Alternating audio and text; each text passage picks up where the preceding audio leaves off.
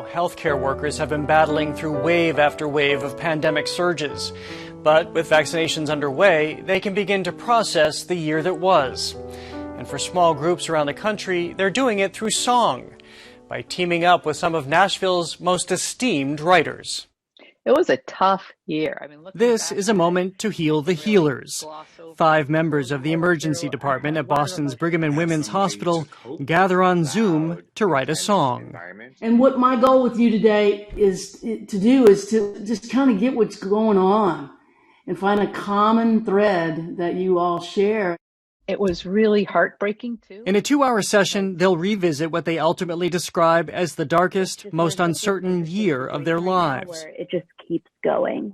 Contending with the virus that ripped through their ER. Walking them back through it is Nashville-based singer-songwriter Mary Gauthier. What's it been like? And just kind of throw some words out or experiences out. It was a year of a lot of dualities. It's like, you know, like we were close, but we were supposed to be alone. Fear. I had a lot of fear. I remember walking up the hill some days and think, you know, give me the courage to get through this day. I think a lot of us are in some ways kind of sad by the fact that it may not ever go back to normal. That is a great place to start. I really resonate with will it ever be normal again? In short order, it pours out. The memories, the feelings, the pain. Basically, my job as a songwriter is to tap into what they're feeling individually and collectively and put that into a song. Burned out scared, I couldn't slow down. The effort is called Frontline Songs, and since September has been happening across the country as small groups of first responders and healthcare workers process the pandemic in music. So the process is really therapeutic in the sense that people are coming together as a group. A physician specializing in trauma, Dr. Ron Hirschberg is one of the co-founders of Frontline Songs. I find that when someone's words are reflected back to them, and there's that validation through a song, can be powerful. I always say that songs are what feelings sound like. After decades of recovery, songwriting, and 9 studio records, Mary Gauthier is a living testament to the power of music. When we're dealing in trauma, we can feel very removed. Well, what is it that music can do to help on that front? Melody is so powerful. I think it comes into our ears and then radiates through our heart and soul. I think it's a matter of feeling seen. Back in the songwriting session, the memories continue and begin to coalesce. Because we all experienced the hero aspect of it in the beginning, but then after a certain number of months, when everyone got used to it, we then became like people who were exposed to it all the time. And so you wanted to change your scrubs just so that if you left the hospital, people wouldn't look at you and say like, oh, are you carrying it or do you have it on you? Oh, so let me see. They called us heroes. We were looked up to and revered. And then we were looked at as contaminated, removed and feared. It looked a lot like therapy. Yeah. Was it therapy? Yeah, it became therapy, I think. We spoke with Chief Resident Dr. DeMarcus Bayman after the songwriting session. A sometime songwriter himself, he says the process was a revelation. But then to really step back and say, oh my gosh, I didn't know you experienced that. Like I experienced something similar. And connecting to that just made me really appreciate how hard it is to wake up every day, be a great human and be a great colleague, but then also have your own, personal experiences. That is a refrain Gauthier has heard before. She collaborated with war veterans for her 2018 Grammy-nominated album, Rifles and Rosary Beads, stemming from the similarly minded program, Songwriting with Soldiers. How did that begin to shape your approach to this and what you really gleaned from that? I think learning how to listen, learning how to not insert myself in the story. I have no more experience as a soldier than I do as an emergency room doctor. Does it ever become hard for you to have to ask these questions? There's a line. I can tell by feeling it out where to go and where to be really careful. 45 minutes into the session, Gauthier grabs her guitar. She thinks she has enough of the lyrics to introduce a melody. We were looked at as contaminated, removed and feared. No, I don't like that. I don't want like too earnest. I'm gonna try something else. I kind of like the strummy, going at it with a little bit more than the pluckety pluck. Does that sound okay? I love the stronger. I think Me we're too. It strong feels people, true. and yeah, we're a zippy group in the emergency room. And springtime's upon us. And then suddenly, a tailwind. An anthem emerges as the group steers the song into a hoped-for return to normalcy. And we want to know. I was listening to her, play the chords, and she switched it up, and she really found, I think, the essence of what we were all looking for but didn't know, and that was her brilliance. In under 2 hours, the group finishes the song. Loved ones at the bedside.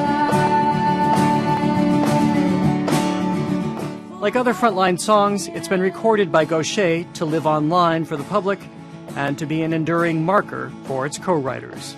For me, even if I have to cry or get through it, it is a way for me to really identify and process how I'm feeling and say, this is my experience at that time.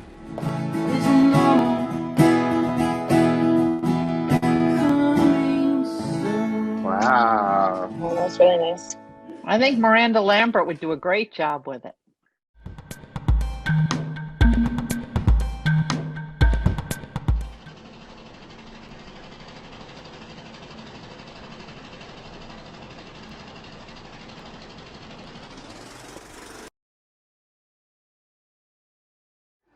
So, Steve, how you doing? I'm very well, thank you, Jeff. How are you? I'm very good, and I'm looking forward to what you've got for us today. Well, I'd like to talk about a film called The Two of Us, or Just Two of Us.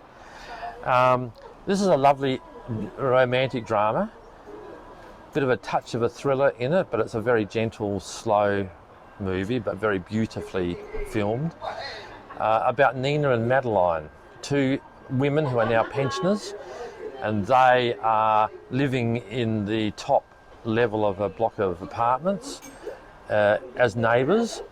The interesting thing about these two women is that they have had a very, very close relationship, a lesbian relationship, for most of their lives.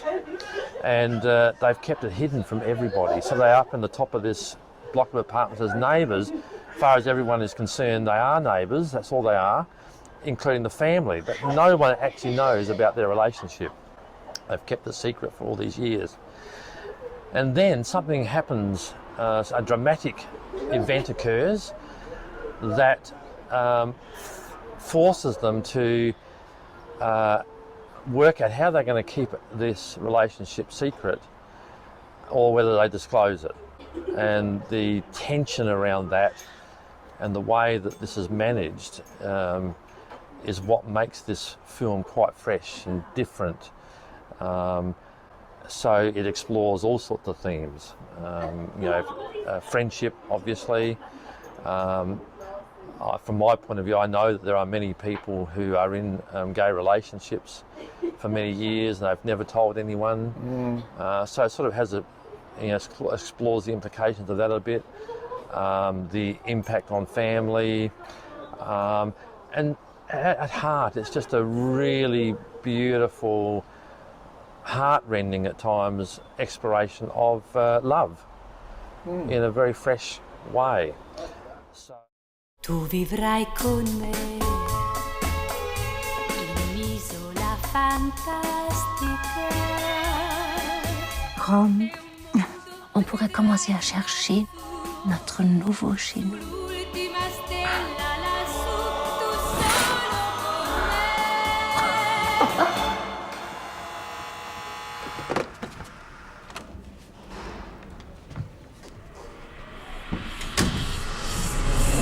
Joyeux anniversaire, joyeux anniversaire.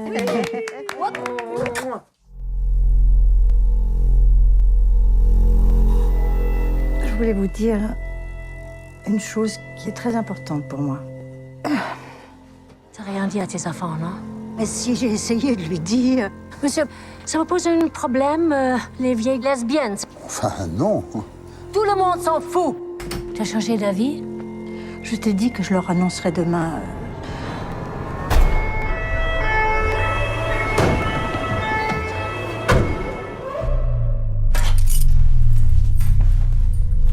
Elle a eu un accident vasculaire. Elle pourra peut-être pas reparler.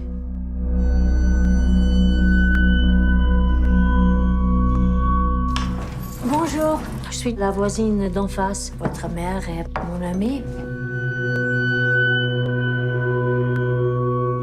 Mon père en a fait baver à ma mère. Ma mère a jamais cherché à refaire sa vie quand il est mort.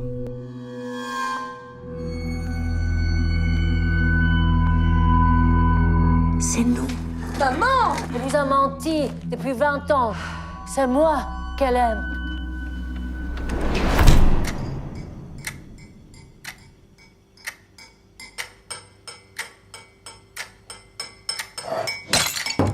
Partez ou j'appelle la police! Dégagez! Regarde-moi. Je suis là.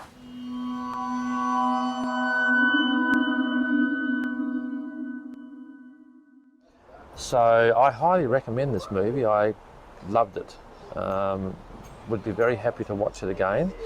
It is on in the cinemas in Australia at the moment, so you just need to check your local guide, see where it's on. It was actually the French nomination for foreign film for the Oscars in 2020, the last lot of Oscars. Right. So that's pretty... So it's fresh. Yes, it's fresh.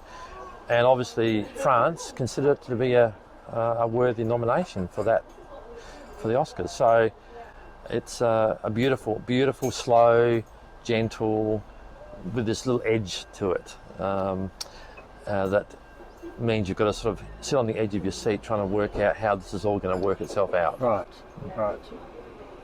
Excellent. Well, thank you very much.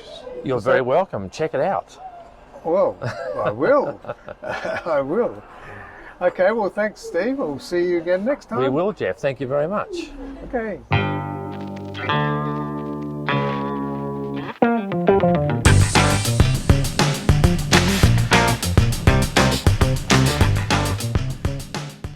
When I booked the time for me to come on AGT, I was still really sick, dealing with cancer, and I'm feeling really healthy now. But just a few months ago, I was really ill, and so when I decided to come on the show, I still had lung tumors that were preventing me from being able to sing at full capacity. So when I scheduled the audition on my calendar, I still was not able to even complete the song. So it was kind of a little bit of a faith leap to say, like, okay, well, if this is meant for me, then my body's just going to have to heal in time.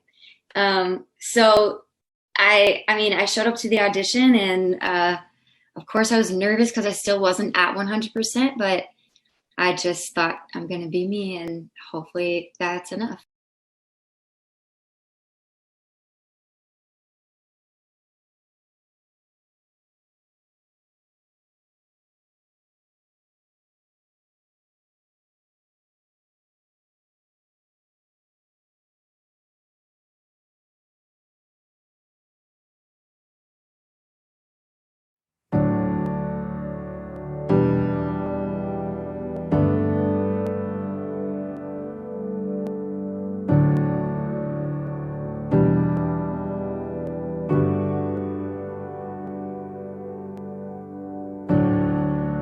I moved to California in the summertime. I changed my name thinking that it would change my mind. I thought that all my problems, they would stay behind. I was a stick of dynamite and it just was a matter of time. Oh dang, oh my, now I can't hide. Said I knew myself, but I guess I lied. It's okay, it's okay, it's okay, it's okay. If you're lost, we're all a little lost, and it's alright. It's okay, it's okay, it's okay, it's okay. If you're lost, we're all a little lost, and it's alright, it's alright. It's alright, it's alright, it's alright.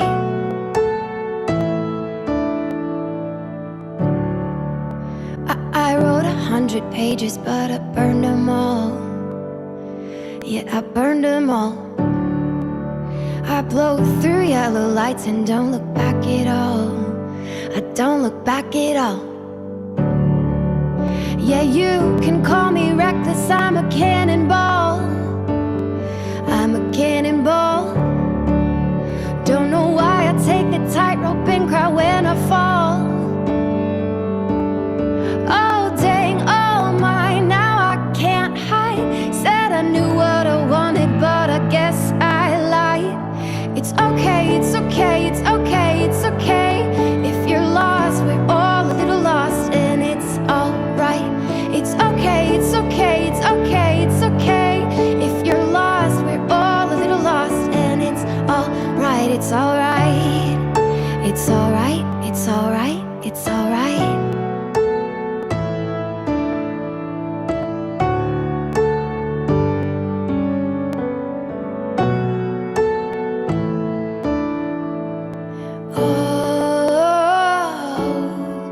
It's alright.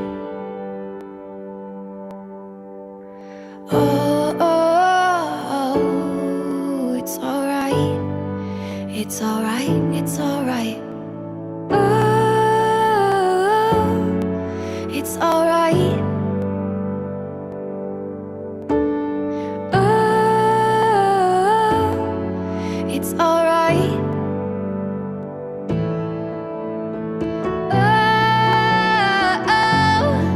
It's alright. Oh, it's alright to be lost sometimes. It's okay, it's okay, it's okay, it's okay.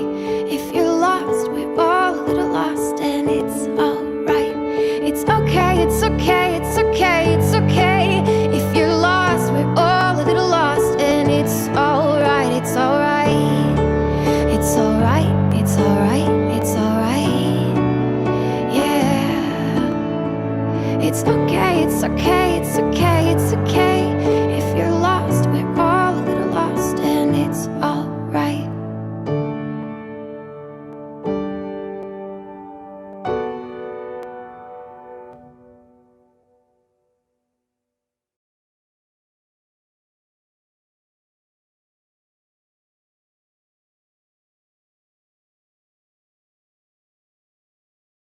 Is I try to keep my mindset on others.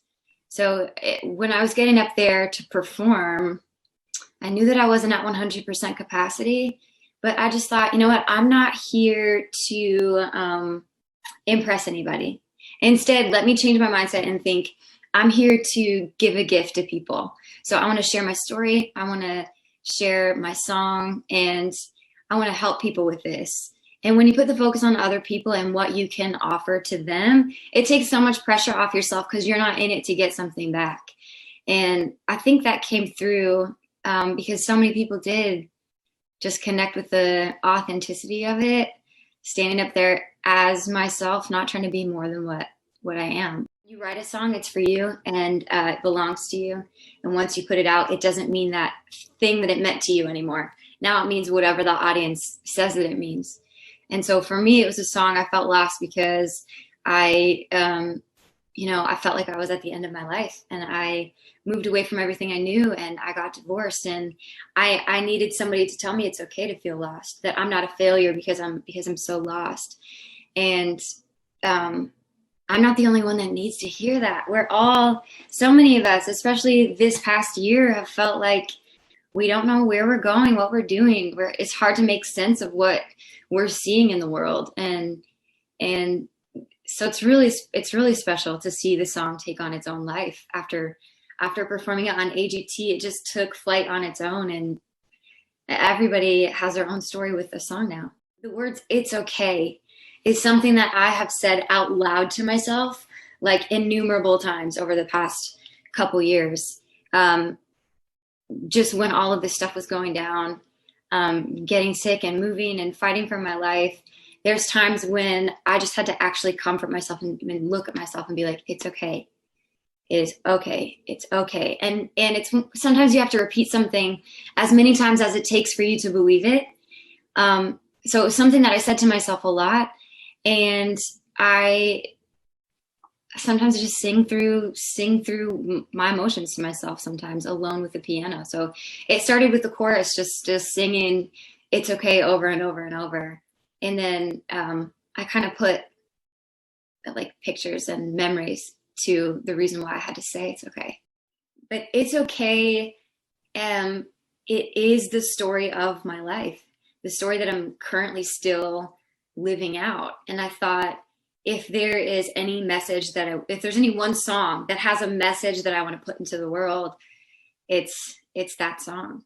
And I think sometimes my default is like ignore the bad things and pretend like it's not happening, and just like be like fake happy until you feel it. And I think that mindset actually put me in a really tough spot. Then the big lesson that I learned is like joy and pain exist at the exact same time. It's not like I'm like everything sucks, and you know, love isn't real and everything you love is going to die and go away, or the opposite. But it's like I also don't have to sink into this like I guess I'm not articulating it very well, but it's taken me a long time to realize that even in the midst of like such a bad time, there's so many gifts in the world that we didn't even ask for. Like there's so much, and we can choose to focus on whatever we want, and we'll find whatever we're looking for.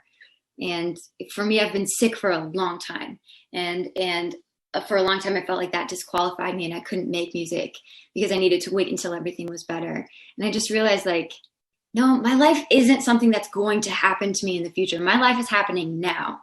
Like my life is today. And if I can write a song today, I'm going to do it. And I'm not going to wait for the right time. I'm not going to wait for the right time to be grateful or to be happy, and wait until it like feels safer, because life is always hard.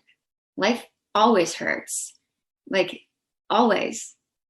And we don't have control over that, but we do have some power with the way that we step into that. And I didn't even mean to say that on stage. It just kind of fell out of me. So it's funny that that's like my new mantra, calling card.